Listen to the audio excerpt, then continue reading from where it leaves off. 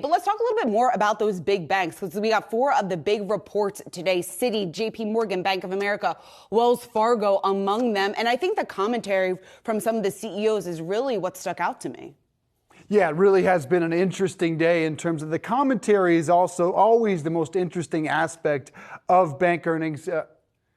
You get some numbers, but I think we're going to go ahead and dive into some perceptions of the market and the bank earnings as well. Now from Lee Munson, Portfolio Wealth Advisors President and CIO. Lee Munson, good to see you, sir. Happy Friday. Oh, it's a happy Friday. After this, I'm going to be on the road heading to Taos to do some skiing. Wow, that's a nice Where are you going? Where are you skiing?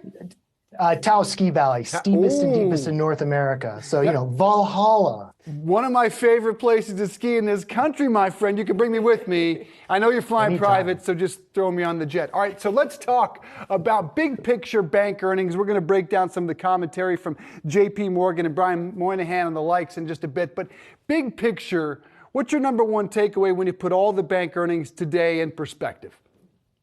I'm old school. The only thing I care about bank earnings is that loan book expanding. I know we want to make it complicated about this. There's your investment banking going to come back. Please. Bank of America, solid loan growth. Wells Fargo, the bad kid always get in trouble, had 4% increase in consumer lending, 18% on the commercial side. I mean, my God. Citigroup, the value trap of all big banks, more strong loan growth. And then from JP Morgan, we already know they have strong loan growth, but I love it. Jamie Dimon, quote, "I shouldn't have used the word hurricane." What else do you need? We're going to be fine. Okay? Your government has this under control and the bankers are lending. And here's the thing. If you start seeing that loan growth go negative, that's when you want to stop, maybe not get so antsy on adding lower as the market goes down. But we still have wings for this, at least for the next 6 months. Well, Lee, it sounds like your takeaway then is that the next couple of months is going to be a lot more optimistic. We certainly will be seeing a lot more green than maybe we had initially anticipated. How much higher do you think then that we could be headed?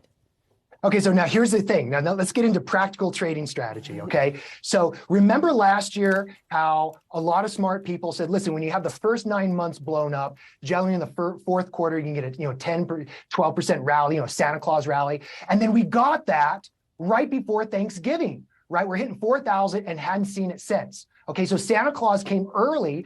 And what did people do?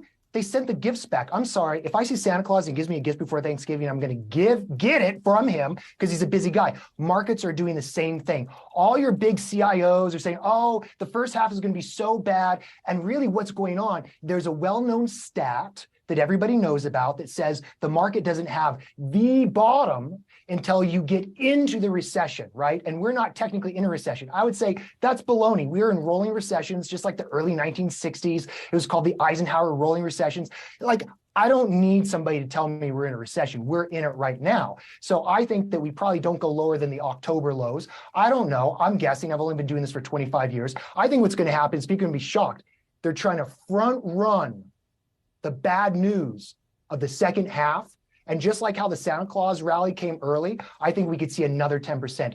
My God, we could see 43, 44, 4,500 before July 4th. And if you see it, pretend those are the end of the year numbers and trim down, right? You got to add load, you got to trim down. So I'm only looking to sell my overweight equities. Yes, I'm overweight.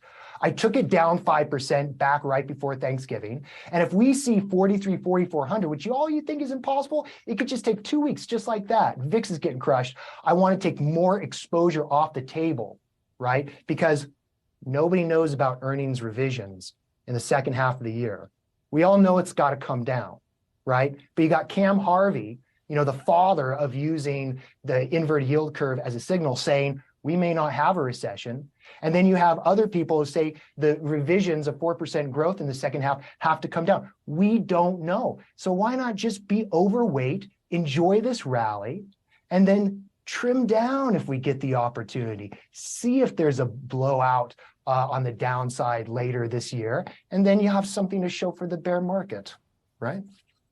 Man, Seana, I mean, we're done here. You make it sound very easy. We're done here. You make it sound so easy. So what do you say to those in that really large camp right now that say a 3,000, 3,200 S&P ahead? you know what? I see this all the time. When you get down into the bottoms of bear markets, sort of like the end of bear markets, like the last quarter, last third, you'll get these bears that all got a big trophy last year for being right, at 12 o'clock high noon or 12 o'clock midnight. And like, oh, I'm a bear, I won. And then right at the end, just like in March of 2009, they give you these nuclear winter things.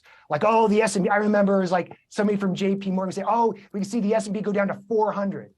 And you want to avoid that. I say, if you want to bottom fish and you have this mind, because listen, I said the second half could be bad, right? Yeah. I'm looking more at the October lows, of last year, which to me, how is it different from the November lows? It's the same thing. It came back to the scene of the crime. So if we see 3,600-ish, all that money that I've been taking off the table, I am back in. I am locked and loaded. Let it go to 3,200, right? I don't need to try to catch that bottom on the tail end of a bear market, spouting from the mouths of people who were right last year.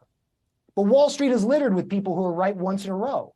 And I just, over a couple of decades, I've learned, don't be so pessimistic. And I would rather, buy a little higher than the October lows if we get it. I think we probably will. And just call it a year because it's good value, be making money. You don't have to bottom ticket. And especially in a bear market like this, I think you have to be a little bit more realistic about what's happening. We really got to get you to come out of your shell at some point, Lee. I know. I hold back. Man. I hold back. All right, you skiing bumps or you cruiser this weekend? If you know me, you know there's only one thing I do. It's bumps in the steeps, in the deeps. I like the West Basin. Taos is a place where if you want to go and push yourself to the limit, right? Because I have to run moderate portfolios. I got to, most of my clients are like retired nuclear physicists. We just want to make a good return and not screw anything up. And Taos is my opportunity to do things that are wild, take risks. And my kids are on the big mountain ski team, so they're crazy. They're doing jumps off of bumps, off of cliffs. It's ridiculous. I'm getting old. I want to go to Taos. I don't know if I want to go with you, though. Oh, I do. Don't go with me. I don't know. I'm a little hesitant after all that. We'll have a good time. Lee Munson, enjoy the bumps, my friend. Thank you.